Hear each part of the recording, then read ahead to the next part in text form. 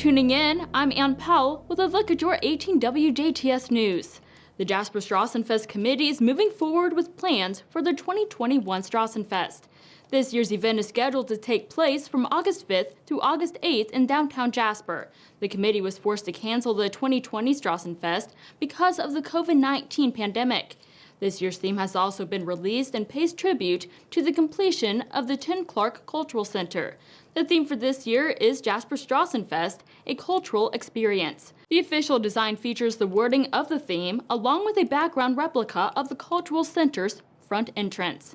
Jim and Pat Penn have also been selected to serve as the 2021 Strassenfest Hofmarschalls. The committee is also moving forward with the half-pot fundraiser for this year's event. Tickets go on sale in late June or early July, and the final drawing will take place on August 11th.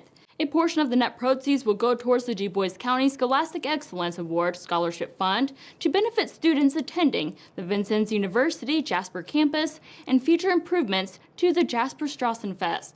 To learn more about the Jasper Strassenfest, contact the Jasper Chamber of Commerce at 812-482-6866, visit jasperstrassenfest.com, or follow the Jasper Strassenfest page on Facebook. An Oakland City man accused of killing his father is out of jail on bond. 19-year-old Colin Cooper appeared in court by video, and a $7,500 cash bond was set on Wednesday. He then posted bond and was released on Friday. Cooper is accused of shooting and killing his father, 44-year-old Calvin Cooper, after getting into a fight at an Oakland City home last month. Calvin was pronounced dead at the scene.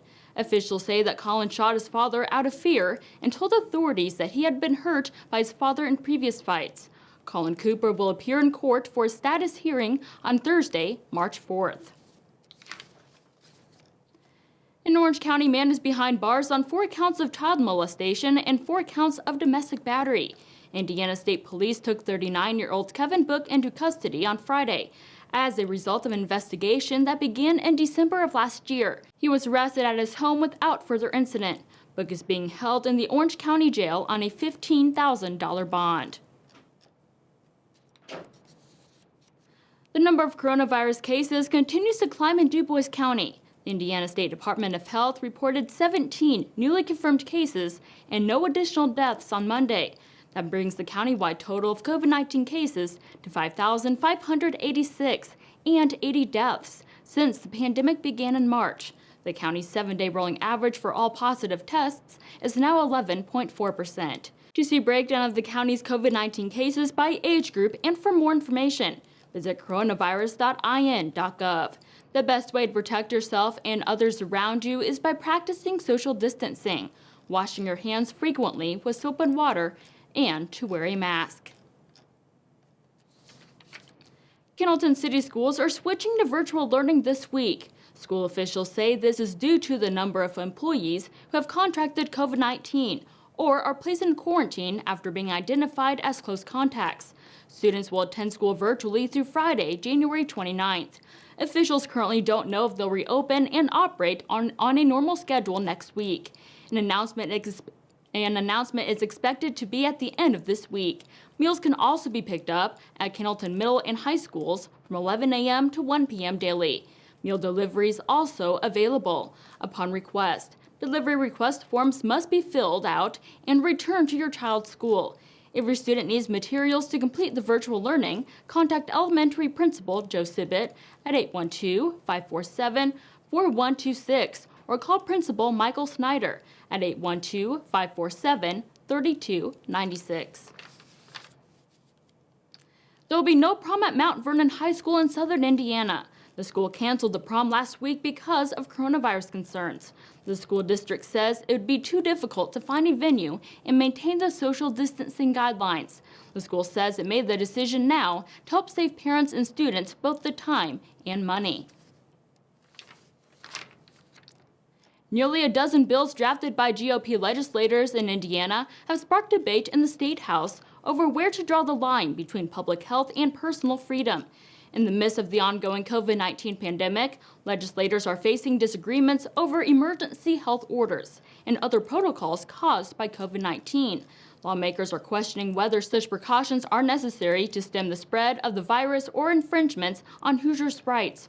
One bill under consideration would be to prohibit Indiana employers from requiring workers to get the shot against COVID-19 and provide civil immunity to businesses whose workers or consumers get sick or die from the virus. The Indiana Bureau of Motor Vehicle branches will be closing for 2 hours next month. All branches will be closed from 8:30 a.m. to 10:30 a.m. on Thursday, February 4th, so staff can take part in planned programming. The BMV says the programming focuses to create a diverse, highly skilled, and professional workforce. All branches will resume their normal business hours on Thursday, February 4th at 10:30 a.m.